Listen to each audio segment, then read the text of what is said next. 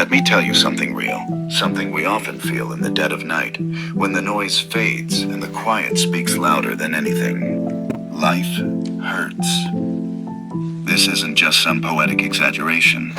This is truth. To live is to suffer, not sometimes. Not only during heartbreaks or failure, but always in some form. Because life isn't made of only smiles, victories, or sunrises. It's made of uncertainty, loss, loneliness, failure, betrayal, fear, and yes, pain. But here's the beautiful paradox.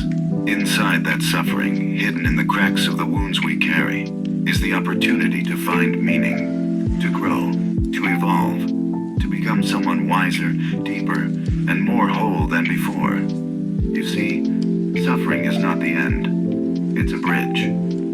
Let me explain with a story. There was a young man full of dreams, full of fire. Let's call him Arjun. Arjun wanted to build something big, his own business.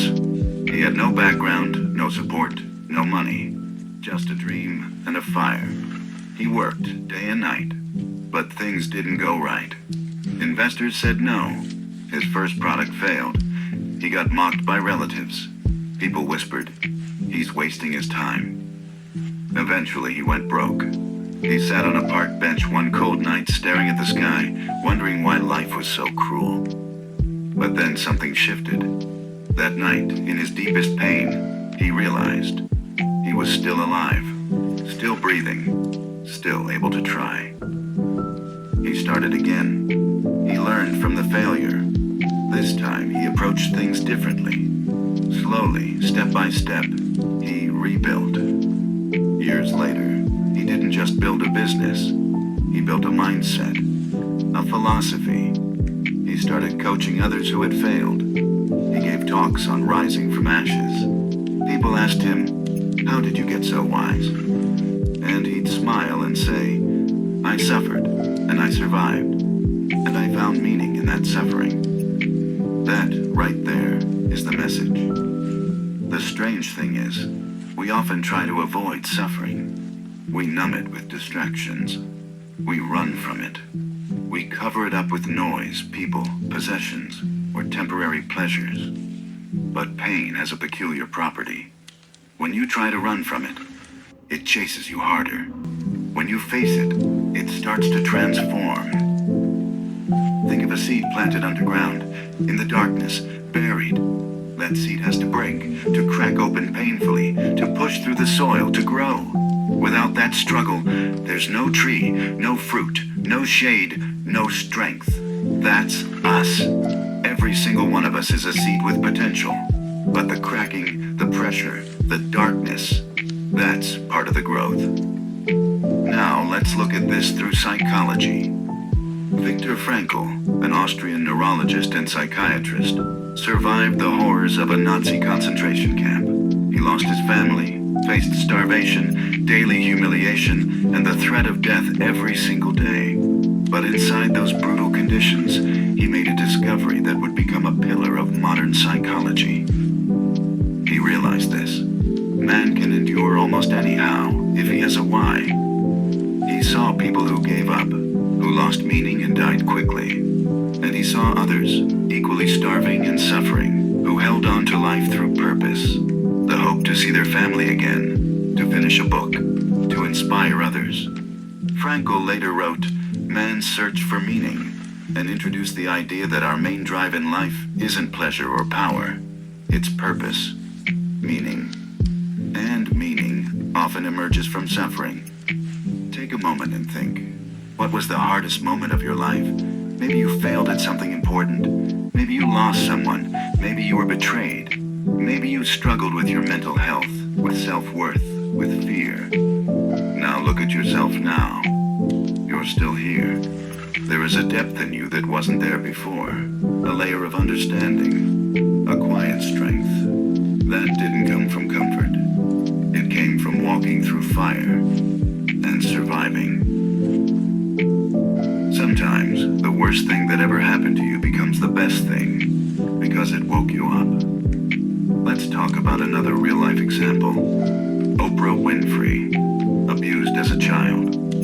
raised in poverty, lost a baby at age 14, kicked around by life, and yet she became a symbol of wisdom, resilience, and power. How? Because she didn't let her suffering define her. She let it refine her. She didn't become bitter. She became better.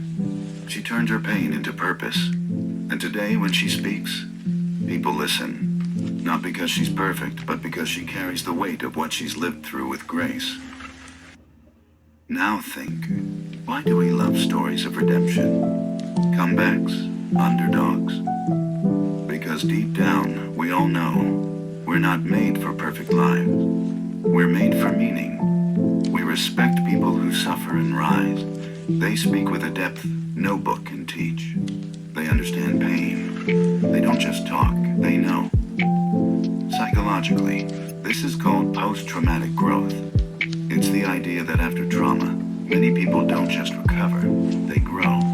They develop more appreciation for life, better relationships, a deeper spiritual connection, and greater personal strength. But this doesn't happen automatically. It takes intentional reflection. That's where meaning comes in. You see, pain without meaning is just suffering. But pain with meaning becomes fuel, purpose, power. Even biologically, our brain rewires itself through struggle.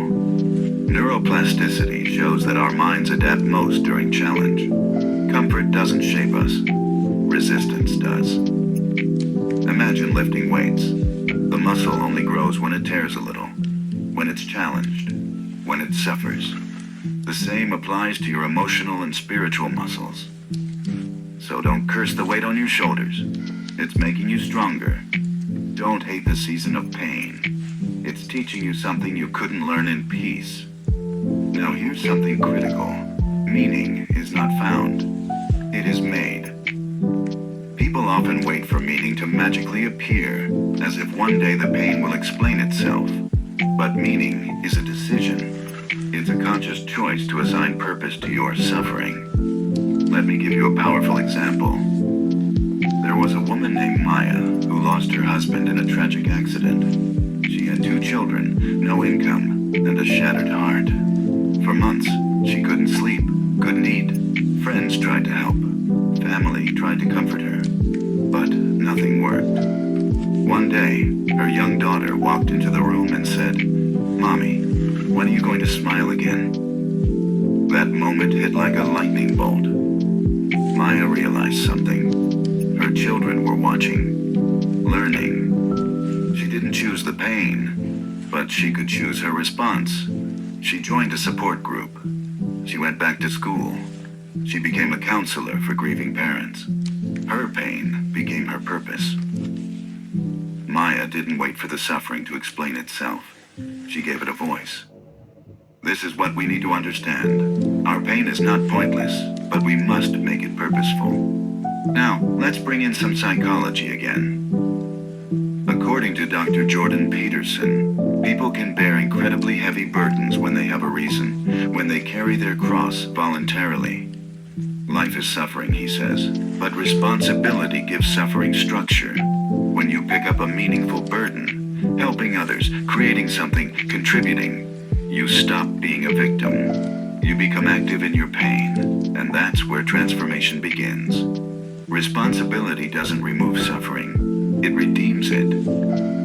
Let me ask you, what are you doing with your pain? Are you numbing it, running from it, or are you building something with it? Maybe your heartbreak is preparing you to help someone else through theirs. Maybe your failure is shaping you into a teacher or mentor. Maybe your loneliness is helping you understand others more deeply. You don't need to have all the answers right now. You just need to start asking better questions. Not, why me, but what now? Not, why did this happen? But, what can I do with this? When we start seeking meaning in our suffering, something incredible happens. We begin to transform pain into wisdom. And wisdom doesn't just make us smarter, it makes us stronger. Let me share a story that captures this perfectly. There's a man named John who had always been fascinated by art. He dreamed of being a painter, but life had other plans. His early years were filled with financial struggles, illness, and family issues. He couldn't afford to pursue his passion. He worked dead-end jobs just to make ends meet. Then one day, John got diagnosed with a terminal illness. The doctor told him he had only a few months to live. At first, John was paralyzed by fear. What's the point of everything? He asked himself. I'm running out of time. But then a realization began to stir within him. He thought, what if I take this last chapter of my life and pour it all into what I love? What if I don't wait for the perfect moment but create meaning now? So, he picked up his brushes. His first paintings were messy, chaotic, and filled with frustration. But he kept painting, day after day. Slowly, his work improved. The art was no longer just about colors on a canvas. It became an expression of his very soul. His paintings captured the rawness of human emotions. Grief, joy, fear, hope. And somehow, in that process, he started to feel alive again. He found meaning in the brushstrokes. The last few months of his life were not spent in despair. They were spent in creation, in giving meaning to his suffering. He left behind a legacy, not just of paintings, but of a mindset. To live fully, even in the face of inevitable loss and end. John's story is a reminder that our greatest works of art, our greatest achievements, often arise from our most difficult struggles. The darkness can give birth to something beautiful, if we let it. This brings us back to a powerful truth. Suffering without meaning is a prison, but suffering with meaning is freedom. Freedom to create, to change, to inspire. And guess what? You don't have to wait until you're facing a terminal diagnosis to begin. You don't need to wait for the perfect moment to start finding meaning in your pain. The moment is now. You don't need to understand everything right now. You just need to keep moving forward, knowing that meaning will come. What's remarkable about this journey of turning suffering into meaning is that it's not a one-time event. It's a lifelong practice, a conscious choice we must make every day. Think about it. Every time you face a hardship, big or small, your response matters. Not just in the moment, but for your future self. The meaning you find today becomes the foundation of your strength tomorrow. And this is where the difference lies. The story you tell yourself about your suffering will either bind you or liberate you. Let me share something important. Years ago, a man named Mark suffered a tragic loss. His wife passed away after a long battle with cancer. Mark was devastated. He felt like he had no reason to live. His dreams were shattered, and his world turned dark. For months, he isolated himself. He couldn't understand why it happened. He questioned everything he believed. Why would life take someone so precious from him? Why was he left to navigate this world alone? One day, a friend came to visit Mark. The friend didn't give him any advice. Instead, he simply asked, Mark, if you could do one thing in her memory, what would it be? At first, Mark was confused. What do you mean? What do I do now? His friend repeated, if you could do one thing in her memory, one thing that would honor her life, what would it be? And that was the moment Mark's entire perspective shifted. For the first time, he wasn't consumed by the pain. He wasn't paralyzed by grief. He realized that in her memory, he could choose to live with purpose. So, he took a leap. He started a charity in her name focusing on cancer research. He used his pain to fuel a cause that would outlive him. It wasn't easy. In fact, it was painful every step of the way. But with each step, Mark found meaning in the suffering. And in the end, it wasn't the pain that defined him. It was the choice he made after the pain. Now, years later, Mark's charity has funded thousands of research projects. His wife's legacy lives on, and Mark himself is an advocate for those who are grieving, showing them that there is hope, even in the darkest times. What Mark did what we all can do. We can choose to see pain as something that has the potential to awaken our deepest capacities. It doesn't happen overnight. It requires intention. But when we make the choice to find meaning, that's when we start to heal. It's easy to believe that life is just a series of random events. Pain, joy, confusion, and relief. But I want you to consider this. What if your suffering isn't random at all? What if it's a doorway? What if it's the beginning of something greater than you ever imagined? Now, there's an important concept we need to discuss when it comes to suffering. Resilience. Resilience is not about avoiding pain, but about how we rise after falling. It's about the strength to face the storm and the wisdom to dance in the rain. You've heard stories of people who've gone through unimaginable hardships. They've lost loved ones. They've faced illness. They've lost their jobs. Yet, when you look at them, you don't see defeat. You see strength. You see an inner power that allows them to keep going, even when everything else seems to be crumbling around them. That's resilience. Resilience doesn't mean that the pain is gone. It doesn't mean that the scars disappear. It means that despite the pain, despite the scars, you have the ability to adapt, to move forward, and to find new ways of being. It means that you don't allow the suffering to be the end of your story. It becomes a part of your story, a chapter that shapes who you are, but not the whole book. Let me tell you about a man named Thomas Edison. Most of us know him as the man who invented the light bulb, but few know about his childhood. Edison was often labeled as difficult by his teachers. In fact, one of his first teachers told him he was too stupid to learn anything. He wasn't good at school. He was sent home early with the news that he wasn't smart enough to continue. But instead of giving up, Edison's mother refused to accept this label. She believed in him, and she taught him herself. What's extraordinary is that Edison's belief in himself was forged in the fire of rejection and failure.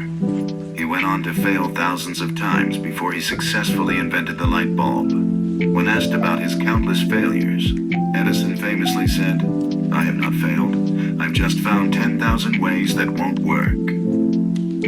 Edison didn't let suffering or failure stop him. In fact, he used it as fuel to move forward. He wasn't just surviving. He was thriving in his suffering. This is how you transform suffering. It's not about eliminating it. It's about learning to rise through it. When you face your darkest times, it's not the end. It's the moment you get to decide who you will become in the process. Edison's resilience came from his ability to find meaning in his suffering. He didn't view his failures as signs of defeat. He saw them as stepping stones. And in the process, he rewrote the story of his life. But here's the kicker. You don't have to be a genius to have that kind of resilience. We all have it within us. We all have the ability to choose how we respond to adversity. And the more we choose to face suffering with meaning, the stronger we become. We often think of strength as something inherent, something you're born with. But true strength is built in the trenches, in the struggle. The more you choose to rise instead of stay down, the more resilient you become. Resilience doesn't mean you won't feel pain. It doesn't mean you won't struggle. It means you'll carry the scars with dignity and wear them as badges of honor. It means you'll grow stronger with every battle. As we reach the end of this journey, I want to leave you with a powerful truth. Your suffering is not the end of your story. It's the beginning of your transformation. We've explored how pain, when understood and embraced, can become the catalyst for growth, wisdom, and resilience. We've seen how people like Oprah, Maya, Mark, and Edison didn't let their suffering define them, but instead used it as the foundation to create meaning, purpose, and impact in the world. But here's the reality. Life will continue to challenge you. There will be more hardship, more pain, more moments that seem insurmountable. And yet, I want you to remember that you are not alone. You are not the first to suffer, and you won't be the last. The difference isn't whether you suffer, but how you choose to handle it. You get to decide the meaning of your suffering. You get to decide whether it becomes a prison or a launch pad. You get to decide whether you will let it crush you or shape you into something stronger, wiser, and more compassionate. You are not defined by your suffering. You are defined by how you rise from it, by how you find meaning in it, by how you transform it into something that serves not only you, but the world around you.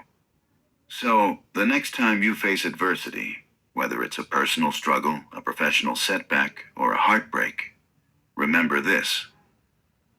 You are capable of turning your pain into power. Your suffering has a purpose.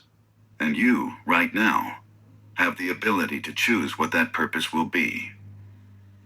Live with intention. Live with purpose. And above all, live with the knowledge that your suffering can lead you to a deeper, richer version of yourself, if you're willing to find the meaning within it. The journey of life is not about avoiding pain. It's about discovering meaning in the midst of it. It's about finding your strength in the storm. And it's about transforming suffering into something that empowers you to live fully and without regret. So go ahead. Take what life has given you. Use it. Don't waste it. Turn your suffering into your greatest strength. Let it teach you. Let it shape you. Let it lead you to the greatest version of yourself. Because to live is to suffer, but to survive is to find meaning in the suffering. And if you can do that, you will not just survive, you will thrive.